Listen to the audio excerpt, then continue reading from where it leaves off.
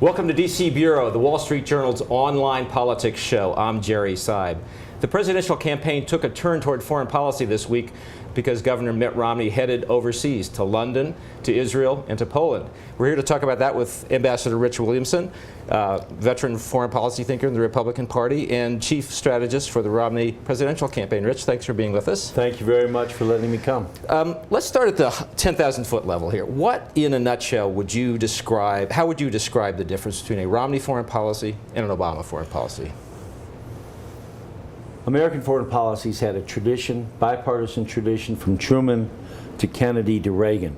Peace through strength, accept that we have our own national interests and deal with the fact that others have national interests. President Obama has a different worldview where we engage, where we depend on multilateralism, and where we defer to international law. It's a different fundamental approach. Governor Romney feels we need another American century of leadership. President Obama is governing as if he believes the decline of America is inevitable. As he has said, American exceptionalism is no different than Greek exceptionalism or British exceptionalism. So there's a fundamental difference. And President Obama seems to be content with a diminished defense capacity, where Governor Romney says we must rebuild it. Let's start in detail on that defense number, because the governor has said that he would like to keep defense spending at a 4% level of GDP for core defense functions, which, if you translate out the numbers, comes to maybe $1.5 trillion more over the next 10 years than the current administration would spend. Where does that money come from, and why is that a good investment at a time like this? Well, first of all, the governor has been very clear, including in his speech to the VFW, that for an American century, for a world where America leads, which is better for America and for the rest of the world, you need to renew our economy at home. And he's given detailed proposals, and again, it's a dramatically different approach. President Obama believes in stimulus. We all know how effectively that's worked the last 3.5 years. Governor Romney believes in incentivizing and unleashing the private sector. President Obama believes in taxes, even if it doesn't raise revenue, because it creates, in his view, more fairness. Governor Romney believes that you should allow people to enjoy the fruits of their labor and not punish success. So the first stage is to rejuvenate the economy. Secondly, you can't skip on national defense. It'll come to our home. We saw that in 9/11. President Clinton diminished our defense. He thought the Cold War was over. We didn't have to keep the same readiness. We paid a price. So you really don't have a choice for your national defense. And the whole idea of peace through strength, which was a Reagan idea, which was an idea that President Reagan carried out, even though when he first came to office, we suffered from terrible economy, double-digit inflation, double-digit interest rates. But his private sector incentives, his unleashing of the private sector, resulted in a strong economy. He rebuilt our defenses, and he was able to help end the Cold War because of it.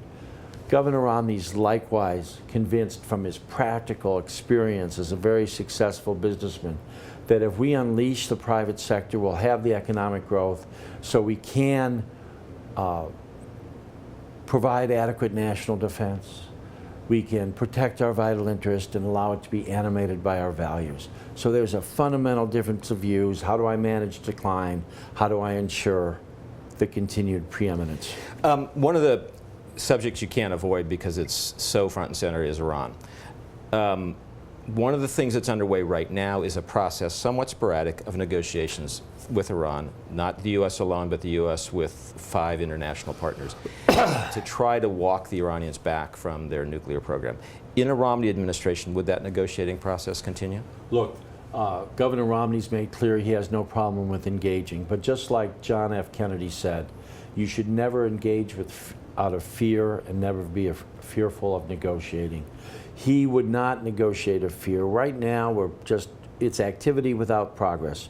No one thinks that these talks will lead anywhere. It's buying more time for Iran to get closer to nuclear breakout.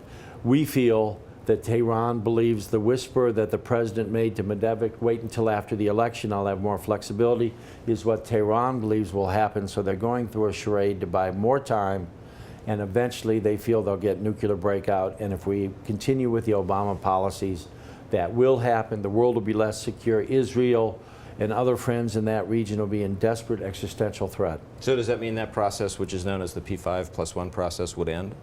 No, you can engage, but you do other activities. The biggest problem with Iran is Iran has no credible threat of force. And as Bismarck said, diplomacy without a credible threat of force is music without instruments. This president has accommodated, has engaged, has muted our values. He came in saying, I'm desperate to talk to you. When the Green Revolution happened after a corrupt election, he stayed quiet on our values as people were beaten, arbitrarily arrested, tortured, and some killed. He kept reaching his arm out. Now we've been in talks, and the talks have been where they're not moving. And one final point, which I think is really important. There are many reports that the administration is considering how do we contain a nuclear Iran. In other words, how do we accommodate it?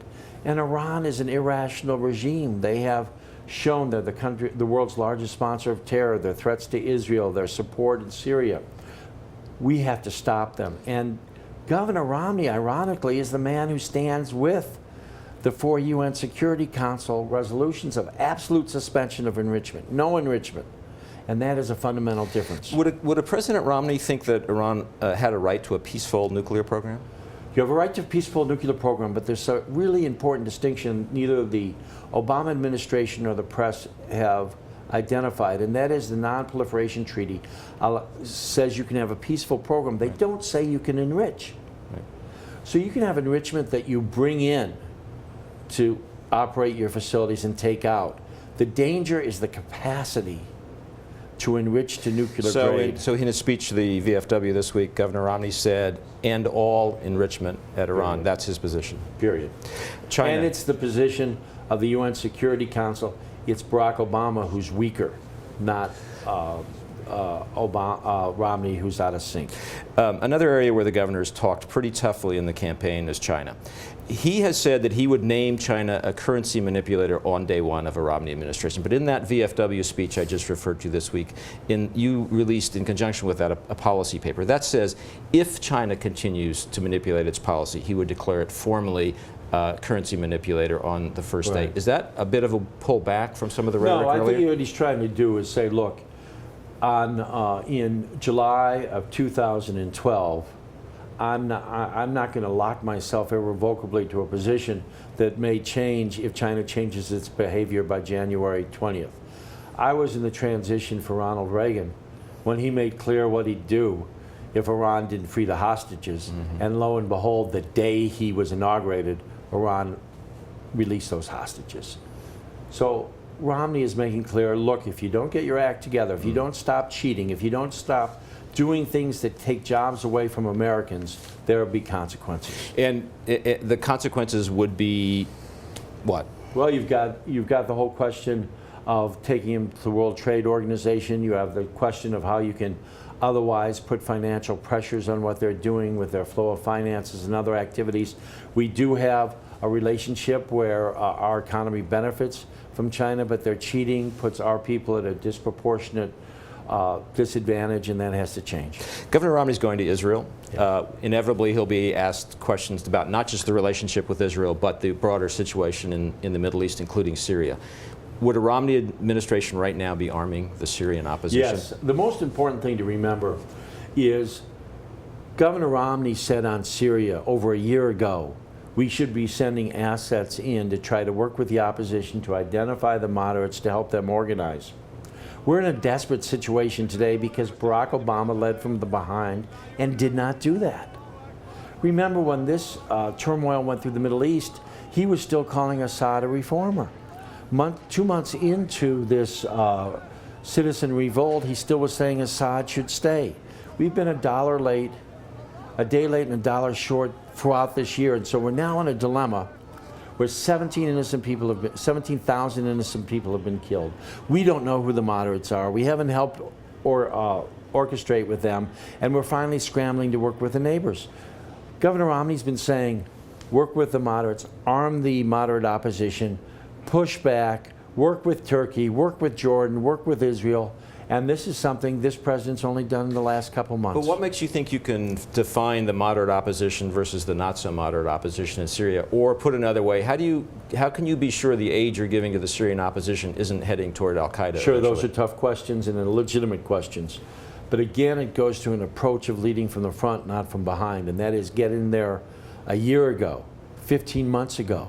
What happened is because of our passivity, because of the chaos, al-Qaeda announced late last year they were going to get involved, and they have been involved, and they have rallied their people within Syria and put assets in there. They didn't say that 12 months ago when Governor Romney was saying we should engage and work with the opposition. Would a no-fly zone or humanitarian zone inside Syria be a good idea at this point? Well, some of my friends like John McCain and Lindsey Graham are calling for that, Joe Lieberman. Governor Romney's not gone that far. He has said that we have to try to help the suffering, the humanitarian crisis, but it's very difficult to do no-fly zone there because unlike in Libya, the distribution of the rebel groups and the government forces are more interspersed, they're not separate. Safe zones have difficulty. We have said that we'd like to help Turkey to accept some of the refugees and displaced persons. But the fundamental point is you should shape events, not allow bad forces to shape them. This administration in Syria, as in other places, has allowed the bad forces to shape events, and then they throw up their hands and say, what can we do? One of the critiques that Governor Romney has leveled is that President Obama doesn't really have Israel's back, hasn't really defended Israel. What would a Romney administration do differently to protect and defend Israel that the Obama administration hasn't already done? Right. Well, the first thing is, we think it's stunning that in his first term, President Obama's had time to go to Cairo, to go to Riyadh, to go other places in the Middle East, and never stopped with our most loyal and reliable ally who also shares our values of democracy and human rights.